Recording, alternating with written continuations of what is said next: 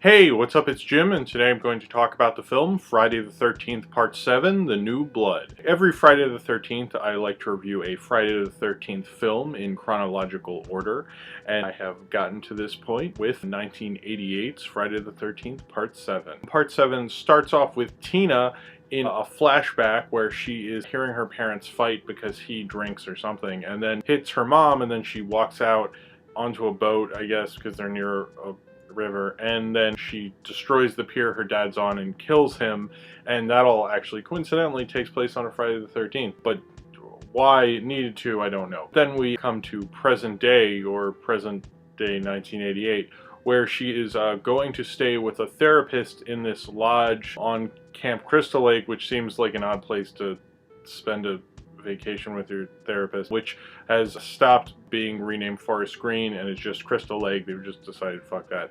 The rebranding didn't work. She stays with her therapist and her mom. They're there, and the house right near them has all these partying teens who are giving a surprise party for this guy. And one of the teens thinks Tina's pretty cute, and he tries to flirt with her. Tina, who has telepathic powers, that's how she destroyed the pier that her dad was on, and whenever she's in extreme emotion, she can move things with her mind and do all sorts of cool stuff. And one night when she's on the pier, she accidentally brings back Jason, because that's like telekinetic powers can do that, I guess. But she does that, and Jason is back, and he goes on a killing spree, finding random people in the woods and finding the guy who the surprise party was initially for. Tina has to use her powers of telekinesis to try and stop Jason before he murders pretty much every supporting character in the entire movie. Friday the 13th Part 7 was never the plan, really. The plan was, at this point in 1988, to make a Freddy vs. Jason movie, but because at the time Jason was part of Paramount Pictures and Freddy was part of New Line Cinema, they couldn't reach an agreement, and so they were like, well, we still want to make Jason films, he's still very popular, so they decided to make The New Blood, despite the fact that Jason was killed in Part 6, but they still wanted to keep him fresh in everyone's mind and keep the franchise going, because Freddy and Jason clearly wasn't going to happen in 1988. So that's what they did. And this film was conceived of, shot, and released, I think, all within 6 months. And it definitely shows. It's kind of an odd sequel, but I think I understand why they made it the way they did, because Part 4 is really good at being a traditional Friday the 13th sequel, the final chapter. Part 5, which is the Jason-less Friday the 13th movie, which nobody likes, and then Part 6, which was kind of hokier and took place more in the camp. This shares a lot in common with Part 4, and is trying to be kind of just a version of that, just a regular kind of Friday the 13th sequel where he's going around killing kids and such, which I think is the film's strength. It definitely helps Part 7 that it's not trying to do a different spin on it. We've had 2 sequels in a row, with Part 5 being a different take on it and Part 6 trying to be more comedic.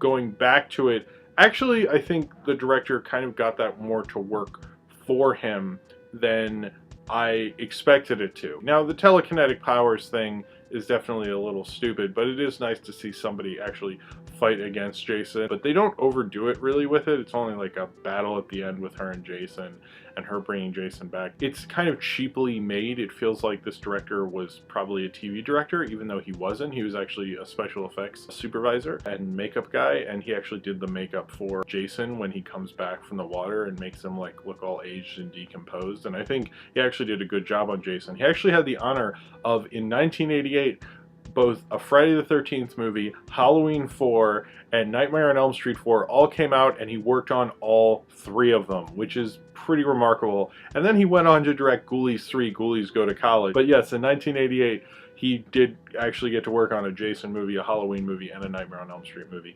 Not that he's a genius at doing it, but he definitely made Jason look very cool and very scary. Jason has come back from the decomposing depths of water. Logically, I guess, and a lot of other reviews have pointed out that Jason would have been taken out of the water if they knew he was there and sent to the proper authorities, but this is Friday the 13th. I think logic in Friday the 13th doesn't exactly work very well. He's not the best director. This director, John Carl Bueller, he does the typical thing with Tommy, which is, I find annoying, where they show the clip of Corey Feldman at the end of Part 4 killing Jason the first time.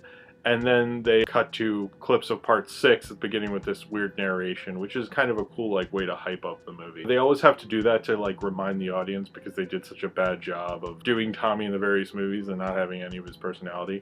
And then even in this film, like the early part where you see the girl and she actually looks like the girl from Poltergeist, which is weird, but she's not. He has that scene where she drowns her dad, and then later when she's on the pier, which might not have been even 20 minutes after that scene, he has a flashback to that scene. It's like, a lot of times I feel like he has absolutely no faith in the audience. This is Friday the 13th Part 7. I get that you don't have a high opinion of your audience. It showed too much and it makes this film really, really stupid. When you have no faith in the audience, it's hard to get into it because you feel like you're being talked down to a little bit. And that happens a lot in this. Like the therapist is like, maybe this is about your father. And there's like literally a picture of her father right there. It's like, dude, come on. Like, there's too many times in this film where it's really throwing the ideas right at you. They're like lowballing the whole thing so they can get an easy hit. And that's the way it feels with this film and this director. And he doesn't feel like he has a real love for horror movies. He just wants to make a regular genre Friday the 13th film, but with a touch of telekinesis, I guess. Part of me likes how he did it, but I think the kills are relatively lame. There's one kill that apparently on the DVD copy I saw was cut down, but in the theatrical release had it in, is Jason grabs this girl in a sleeping bag, and apparently in the theatrical he like beats her 6 times, and in this one he beats her once in the sleep against a tree. He like throws her against a tree, but then like he throws her once and then you see her in the sleeping bag and it looks like she was just like destroyed. And it looked a lot more implausible, which didn't help the film. I think it would have been probably the best death in the movie because there aren't really good kills in this film, unfortunately. You know, Jason does go back to ripping his hand through people's chests, which I think, you know, if you have that ability, why do you need a machete and all these things? But whatever. There wasn't really a kill that I specifically liked that much. I think I would have liked the sleeping bag thing if I got to see the theatrical cut, and I think they should probably release that if they haven't already, and I couldn't. Just didn't look hard enough. And this film does have the score of like the they like doing that a lot in this. They don't do Harry Manfredi's score from the original that they usually use. I can understand why people dislike this movie because it's Friday the 13th Part 7 and there's so many implausibilities in it. It's very easily hateable. But I had a relatively good time. They did the smart idea of, you know, we've done too many different things. Let's give you a semi-regular Friday the 13th movie. And for the most part, that's what this is. The girl with the mind powers, she's in it. She's definitely a big part of it, Tina, but she's not a huge part of it. If you really look at this movie, it's just a basic genre Friday the 13th film. Maybe I think messed around with this franchise to a point where that's really like what I, as an audience member, really wanted, was just, I want to sit down and, you know, I worked a lot this week and I was like, I just want to chill out and watch this Friday the 13th movie. And for that, it really delivered to me. You know, it's not an amazing Friday the 13th sequel. It's not probably one of my most favorite, but I don't like it as a good movie. I kind of like it as a horror movie that kind of washes over me in a nice way. I don't know if that's really a glowing review of Friday the 13th Part 7, but overall I didn't think it was that bad. You know, I had fun and it was over and I didn't have to think too much with it, because when I did, I realized how fucking dumb it was. So Tina's mother, when I was watching, I kept hearing her voice and go, that voice sounds so familiar.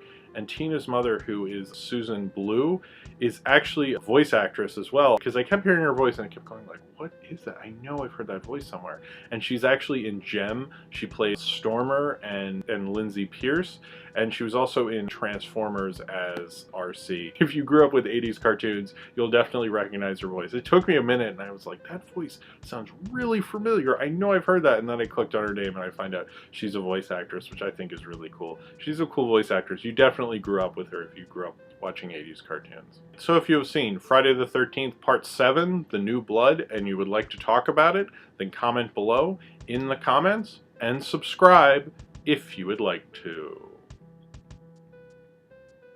Alright, so the next Friday the 13th review will be on Friday, June 13th, 2014, and the next review will be Jason Takes Manhattan, Friday the 13th Part 8.